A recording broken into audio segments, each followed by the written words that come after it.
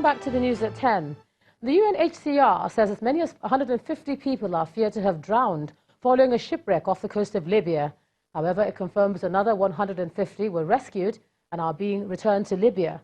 The recent deaths put the death toll at over 600 this year. Here's Simon Pusey with more on Around the World in 5. Good evening from the Channel's newsroom here in London. Paris has recorded its hottest temperature since records began as an intense heat wave spreads across Europe. Météo France said a temperature of 40.6 degrees Celsius, that's 105 degrees Fahrenheit, had been recorded in the capital at around 1:40 in the afternoon. Tourists and residents flocked to the fountains in front of the Eiffel Tower to find some relief from the soaring temperatures in the French capital just a month after the last heat wave in June. The previous record was 40.4 degrees Celsius, recorded in July 1947. Meanwhile, Tokyo are preparing for potential extreme heat for when they host the Olympics, which kicks off this time next year. Sprays and fans have been designed to keep both athletes and supporters cool. The temperatures can reach as high as 40 degrees Celsius during the summer months in Japan.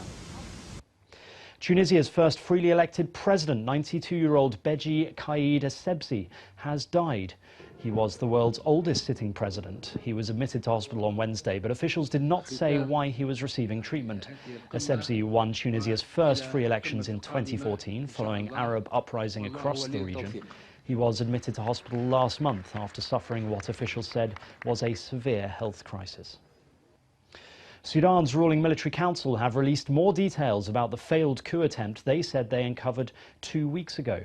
The former Prime Minister, General Bakri Hassan Saleh, was arrested for his role in the alleged coup, as was former Foreign Minister Ali Ahmed Kati, as well as members of the Islamic movement.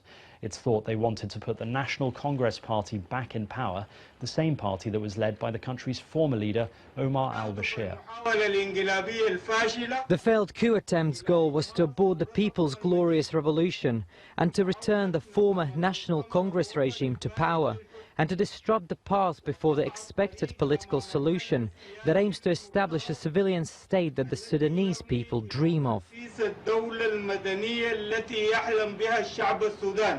Boris Johnson has promised the beginning of a new golden age as he made his first common statement as Prime Minister.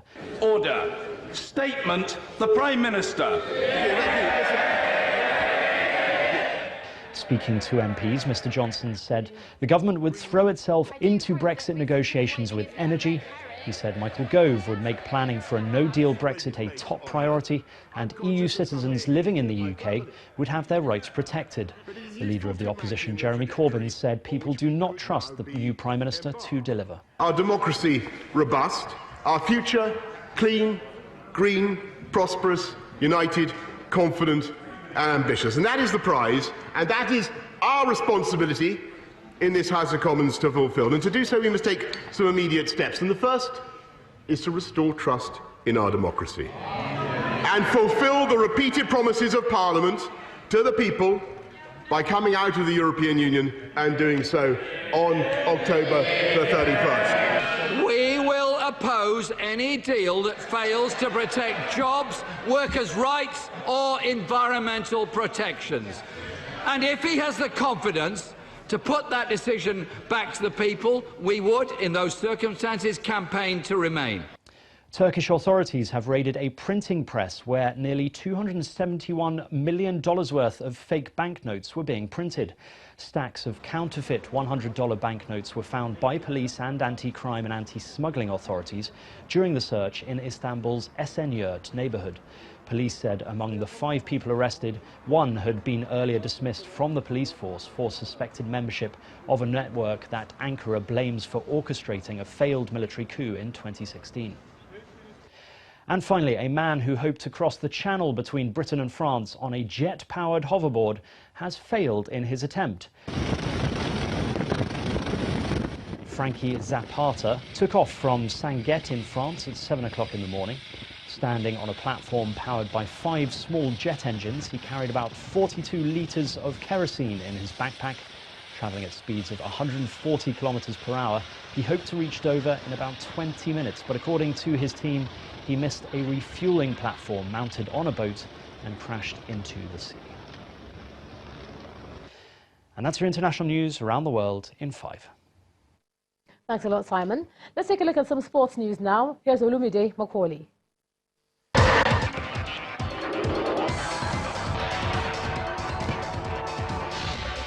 Thank you, Ijoma. Hello and welcome to Sports News. The Nigeria Basketball Federation has announced that the Women's Basketball League will commence tomorrow. According to the NBBF, the home and away format will be adhered to, and the teams have been divided into 4 groups. First Bank will begin their title defense alongside arch rivals Dolphins, Sunshine Angels, Ekiti Angels, Oluyole Babes, and Ogun Babes in Lagos. Akure will host Delta Force, IGP Queens, MFM Queens, Coal City Queens, and First Deep Waters. Zaria will play host to Taraba Hurricanes, Kebbi Angels, Adamawa Angels, Zamfara Babes, and as well as Nigeria Army Amazons, Nigeria Customs, Benue Princess, Plateau Rocks, Nasarawa Amazons, Black Gold Queens, Air Warriors Babes, and FCT Wings will converge on Abuja. The Super Eagles of Nigeria have moved up 12 places from 45th to 33rd position in the latest rankings released by World Football ruling body FIFA.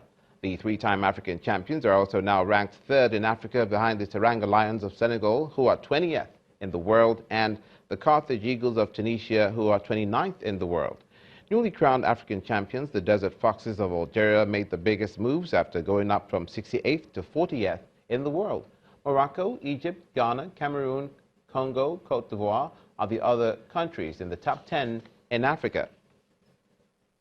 Meanwhile, Copa America winners Brazil have displaced world champions France to 2nd place. Belgium still top the rankings, while France slipped to number 3. England, Uruguay, Portugal, Croatia, Colombia, Spain, and Argentina make up the rest of the top 10 teams. The next ranking will be published on September the 19th. Pius Adange will take over as manager of Brazil's women's team after quitting as coach to several of Sweden's underage international teams. Brazil lost to host France in the last 16 at this year's World Cup, prompting an impassioned plea from striker Marta to young girls in the country to get involved in the game. Brazil's previous manager, Vidal, who also coached the team for 2 years from 2014, was removed just 4 weeks after Brazil's World Cup exit. Regarded as one of the pioneers of women's soccer in Sweden and around the world, the Pia, who won Olympic gold as coach of the U.S. team in 2008 and 2012, ended a 5-year spell in charge of Sweden in 2017 before coaching the underage teams. That's it on Sports News. Ijoma is back now with the rest of the news at 10.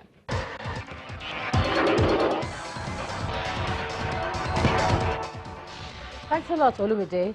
And the main news again. Kidnapped aid workers with Action Against Hunger today appeared in a new video. They appealed with the federal government and the Christian Association of Nigeria to rescue them. And that's the news at 10 tonight. Thanks a lot for staying with us. I'm Ijoma Unyato. Good night.